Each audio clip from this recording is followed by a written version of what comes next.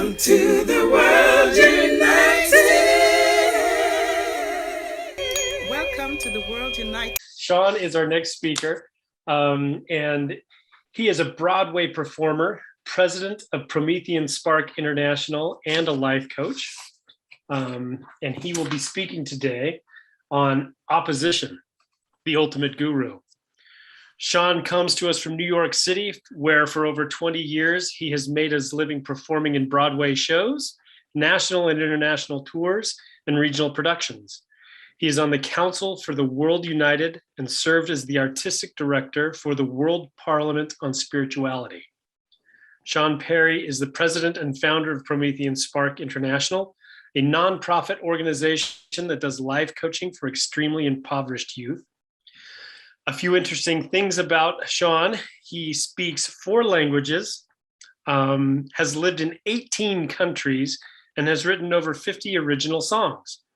Shaun Parry was the recipient of the 2015 Alumni Achievement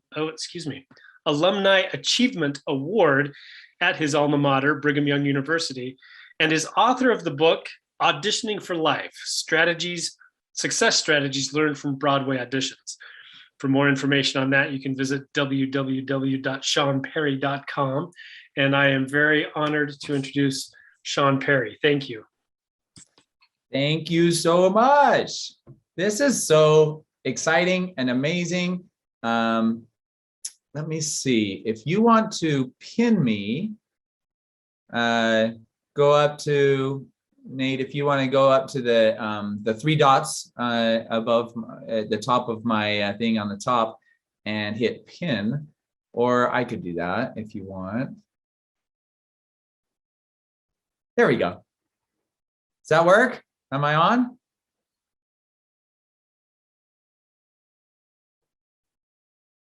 Namaste, and thank you so much for everything that's happening here. What a glorious event this is. I've just been so inspired all morning long.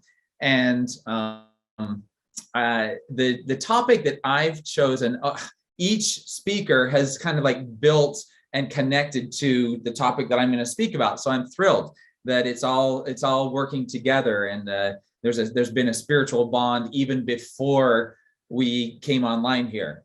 It's beautiful, and that is actually something I mentioned at the beginning, and I'm going to bring it up again in this speech, talking about it's the Isha Vidya Upanishad, which is the very first and to many gurus is the most important of the Upanishads in Hindu scripture, and so simple but so powerful. It says the manifest is created by the unmanifest, and we're going to dive into that a little bit today. So to begin with, I would like to have you just think in your own mind as I shared this with you. So, oh, fun! It's the same color as the background. Let me put it here. There we go. Now you can see it. It was disappearing. So yeah, check this out and tell me what you think. Or if I was in a workshop, you would tell me what you think and what it means to you. Most people connect, who have studied it, understand that it is the yin-yang symbol, the ancient Chinese symbol that represents opposition. Now, oftentimes in the physical world, we understand opposition super well, right? I mean, if you want to move something, you push it, and there's opposition, and it moves it. If you here, let me do this here. Yeah, if you want these guns, right? Yeah, I'm not super muscular. I just try to stay in shape. But if you want to be in shape, if you want muscles, what do? You create opposition. We actually pay money, good money, to go into a room where there is a lot of chunks of metal, and we pick up those pieces of metal 100 times, and then we go home, and then we come back and do it again. And what are we doing? We're creating opposition. We pay money to have opposition in our lives. Why? So we can grow. That's it. And now I posit the concept, and I want you to really think about this. Is there growth without opposition? Can you grow without opposition of some sort? I mean, even the act of meditating has opposition, right? And you're dealing with that opposition to be able to stay in that focused state, and you know, you're figuring that out, that opposition, to allow you to be in the meditative state. And so it's just so fascinating to me that without opposition, we really can't grow. I mean, even reading a book, right? You have to take that time and have that mental capacity to break through, to not have other distractions, and to push yourself to read that book. There's opposition in even reading a book. So in the physical realm, now, interestingly enough, in the spiritual realm, we don't get it as well.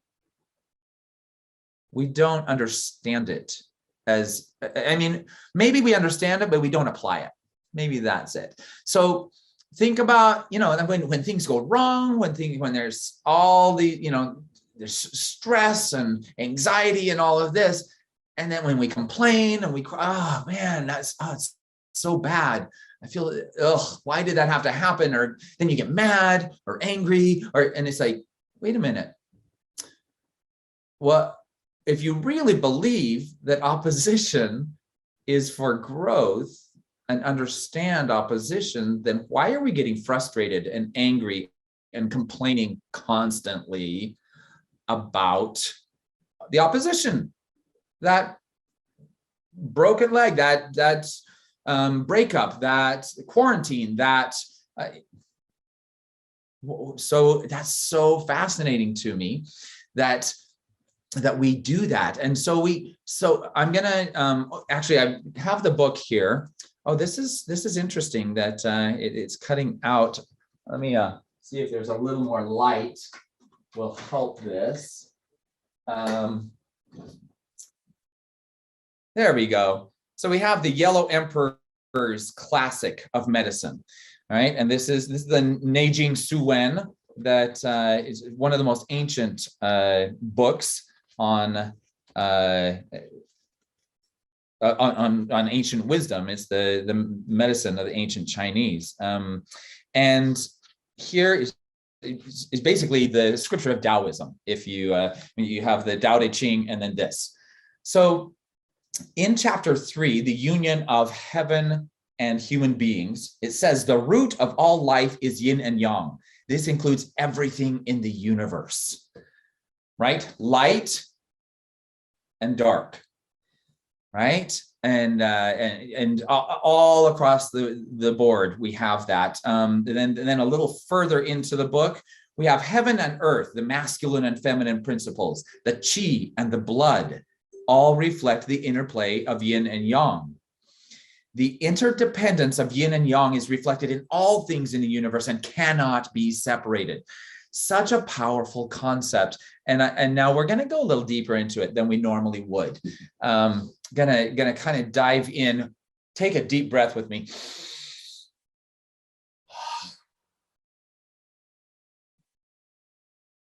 Yin and yang. Inhale, exhale, right? Beautiful. Okay, let's take just a moment and look at modern day, okay? We see the yin and yang and see how this might help us by applying this principle in everyday life and going a little deeper, how it's going to make a difference. Because it's obviously there's opposition. So if we can change our perception and look at that, the manifest being created by the unmanifest, which is the way we think about things, is that vibration that lots of others have just talked about. You look at the creation of things and you find that intent plus vibration equals creation. And even, I mean, even in the Bible, it talks about, and the word was made flesh, and by the word was the world created. The word, yes.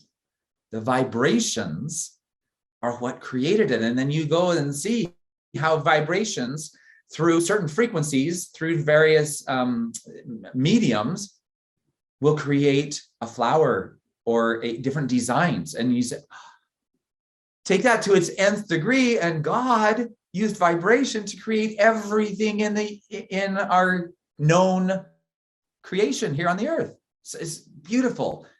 In that same way, we can apply that and the vibrations that we have as we experience the yin and the yang, and the things that we say, oh, how unfortunate. There's a Chinese proverb, a parable actually, that I love. And it talks about a very wise farmer. And that farmer has one son and an old horse.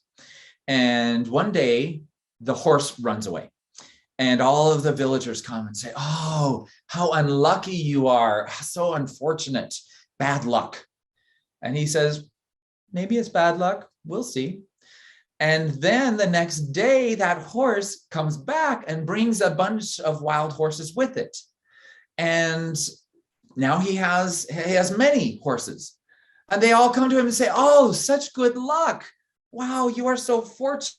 And he says, well, maybe it's good luck.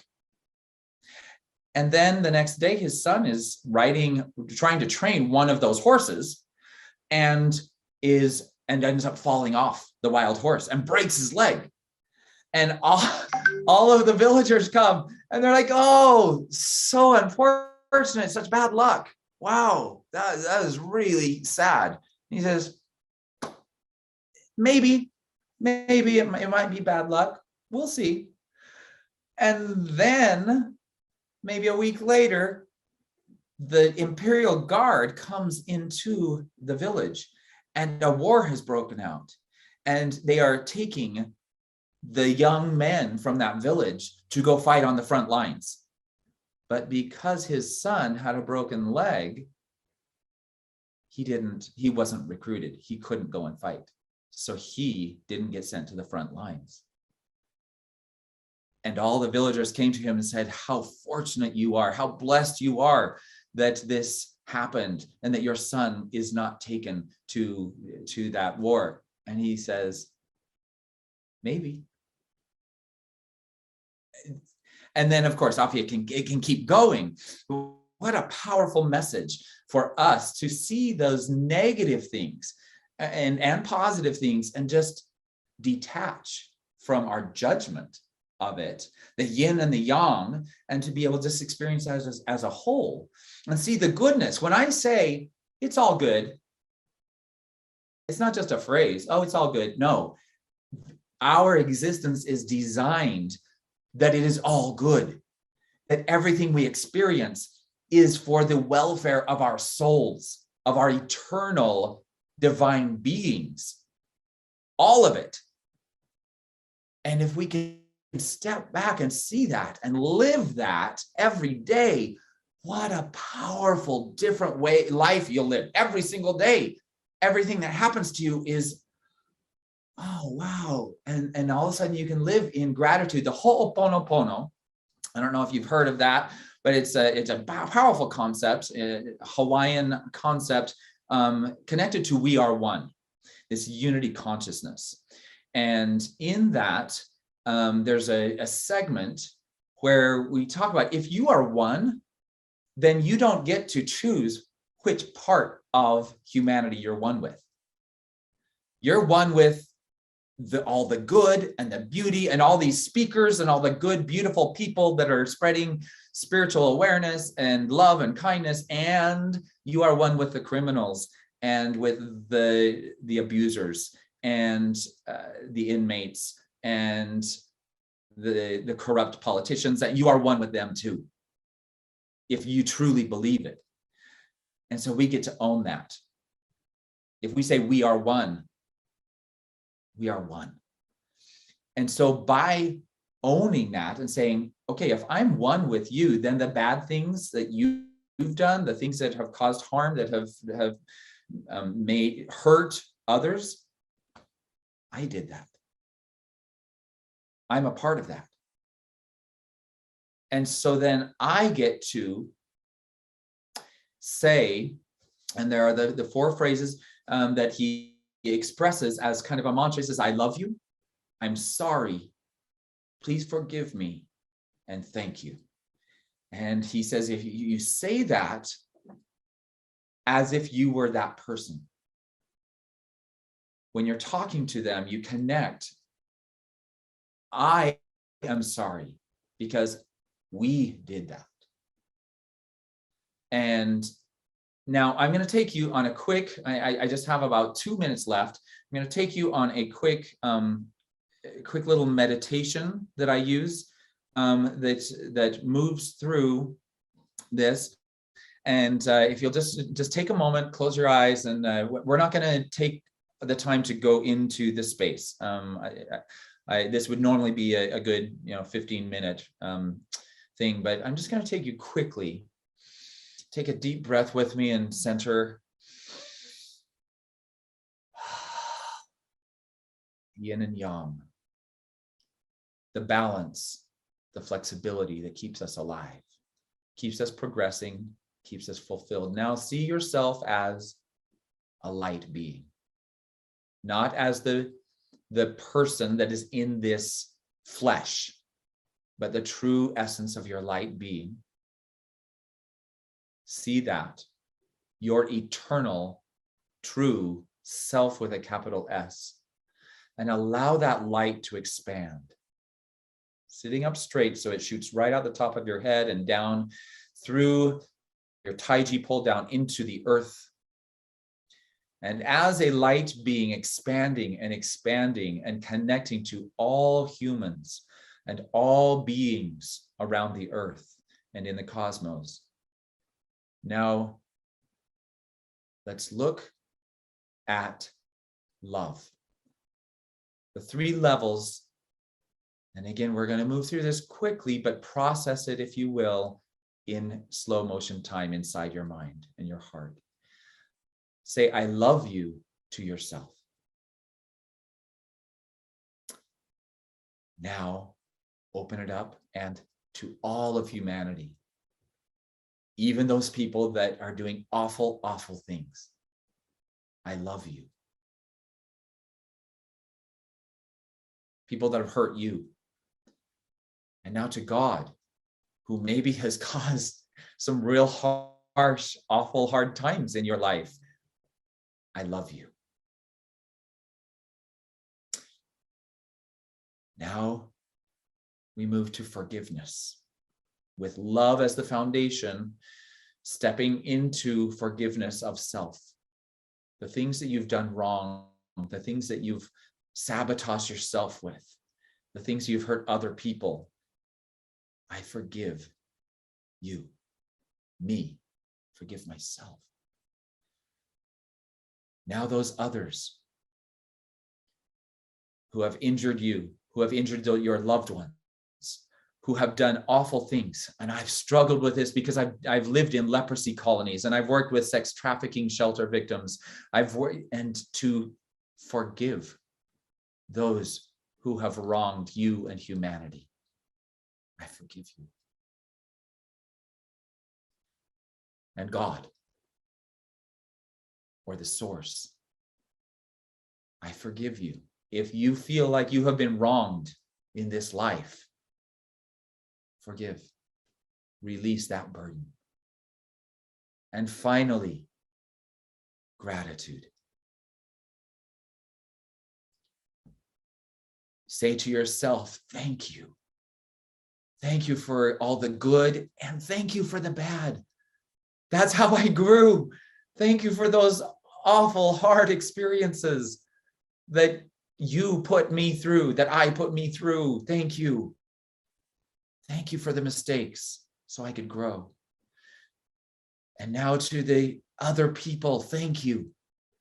Thank you for the goodness that you bring, and thank you for the opposition that allows me and everyone else to grow. I don't have to agree with the abuse, but I'm grateful it exists so that we can grow and expand and move through the gunas and the levels of transcendence. Thank you. And to God, the source, thank you for the good and the blessings, but also thank you for the opposition in my life and in the world. We get to not fight it. We get to embrace it and love it and have gratitude for it, and then it will change.